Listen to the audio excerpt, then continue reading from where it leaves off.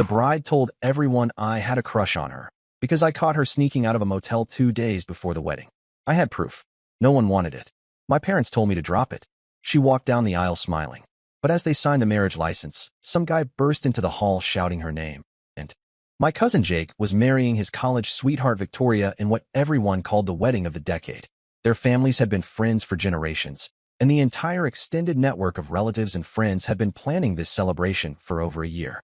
The ceremony was set to take place at the historic Riverside Manor, complete with gardens that stretched down to the waterfront and a reception hall that could accommodate 300 guests. 2 days before the wedding, I drove to the venue to drop off some decorations my aunt had forgotten at her house. The late afternoon sun cast long shadows across the parking lot as I pulled up to the side entrance.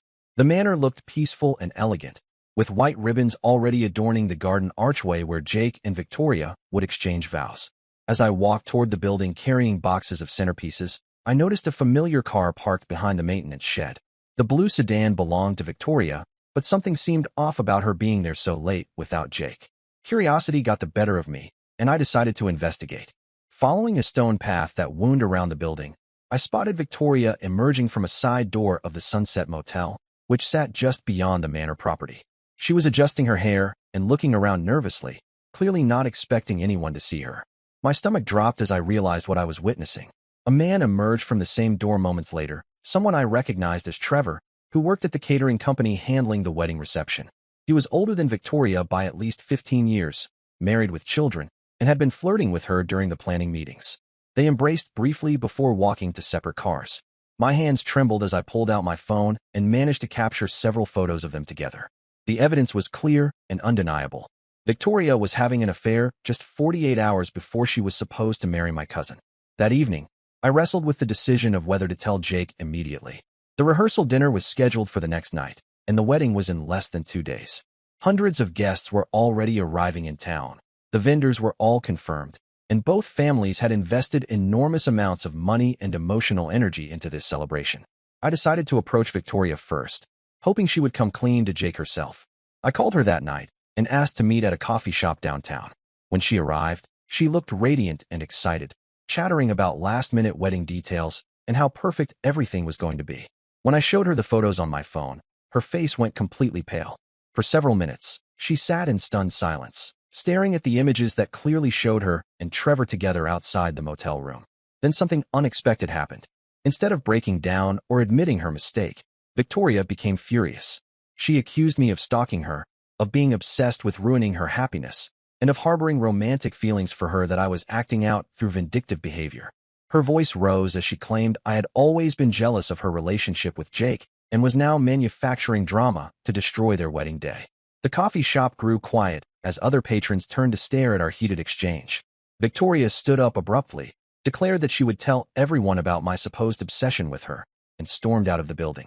The next morning brought a series of phone calls that changed everything.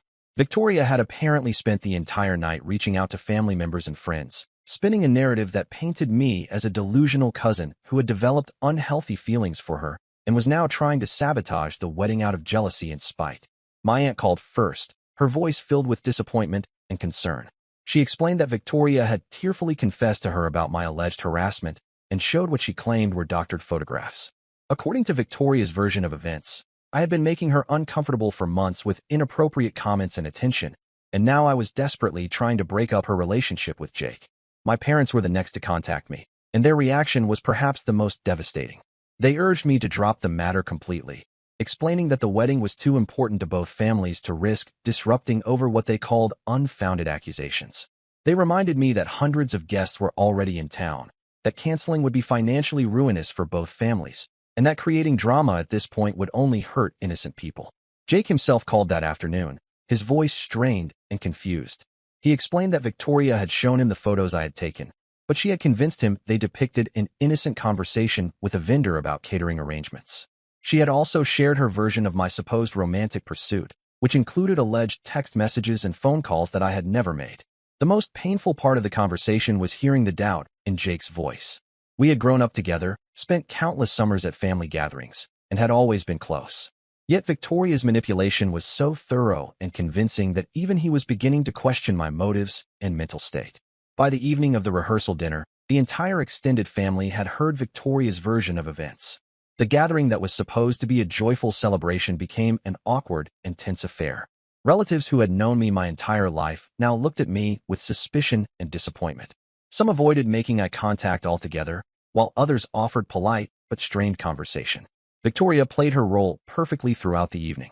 She appeared gracious and forgiving, occasionally placing a gentle hand on Jake's arm while casting worried glances in my direction. She had positioned herself as the victim of an unstable and obsessed family member, and her performance was flawless. The rehearsal went smoothly despite the underlying tension. Victoria and Jake practiced their vows in the garden while the wedding party went through their choreographed entrance and positioning. The officiant, a family friend who had known both families for decades, beamed with pride as he guided them through the ceremony. That night, I lay awake in my hotel room, staring at the photos on my phone and wondering if I was losing my mind. The evidence seemed clear to me, but everyone else had accepted Victoria's explanation so readily. Part of me began to doubt what I had actually witnessed, wondering if there was some innocent explanation I had missed.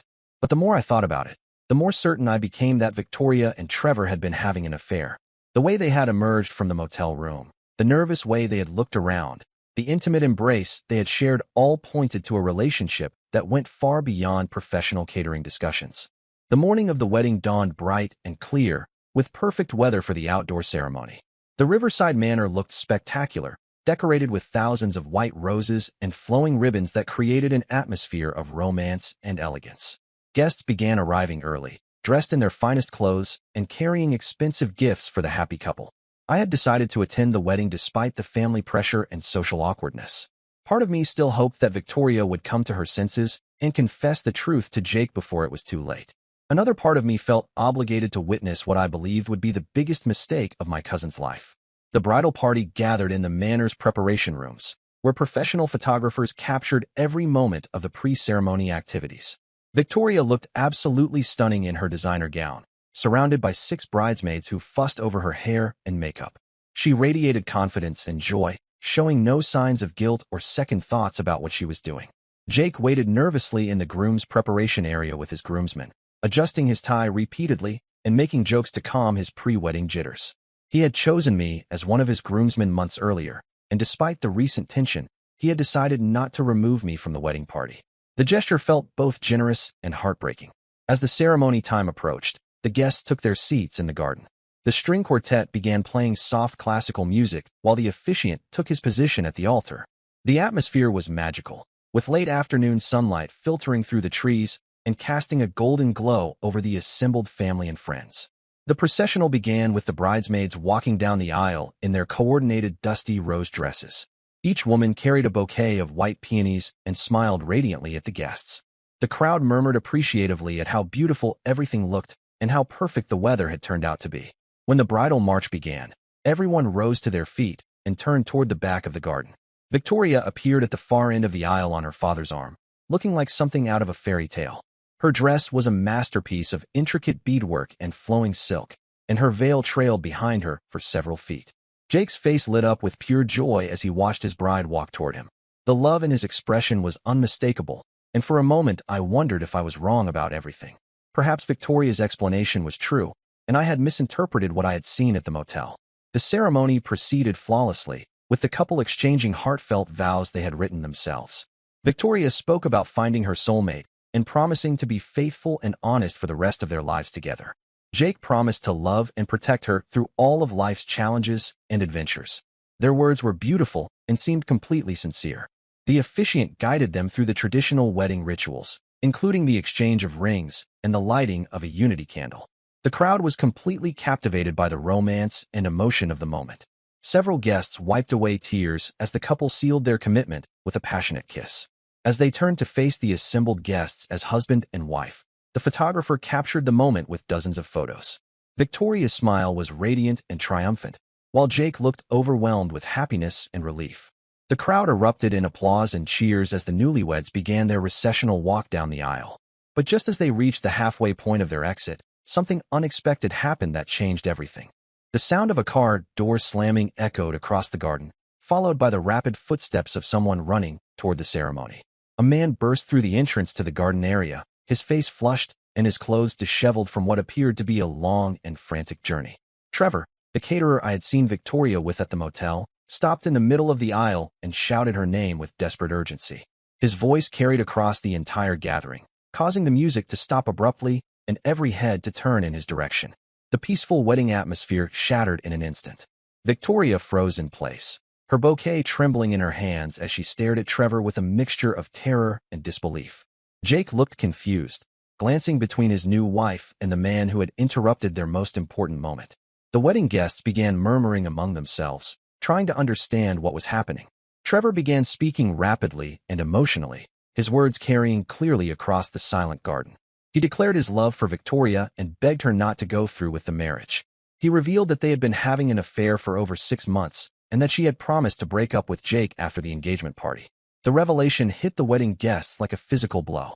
Gasps and shocked exclamations rippled through the crowd as people struggled to process what they were hearing. Victoria's parents looked mortified, while Jake's family stared in stunned disbelief at the scene unfolding before them. But Trevor wasn't finished. He pulled out his phone and began reading text messages aloud, intimate communications between him and Victoria that left no doubt about the nature of their relationship. The messages included explicit details about their meetings at the motel and Victoria's complaints about feeling trapped in her engagement to Jake. Victoria finally found her voice and began screaming at Trevor to stop and leave immediately. She denied everything he was saying and claimed he was mentally unstable and obsessed with her. Her protests became increasingly frantic as Trevor continued revealing more and more damaging information about their affair. Jake stood motionless, his face cycling through emotions of confusion, hurt, and growing anger as the truth became undeniable. The wedding photographer continued taking pictures out of professional habit, capturing every moment of the disaster unfolding before the assembled guests. The situation escalated when Trevor revealed that Victoria was pregnant with his child. He had discovered this information that morning when his wife found medical documents Victoria had left in his car. The pregnancy was approximately 10 weeks along, making it impossible for Jake to be the father since he had been traveling for work during that time period. The garden erupted into chaos as this final revelation sank in. Victoria collapsed to her knees in her wedding dress, finally admitting through tears that everything Trevor had said was true.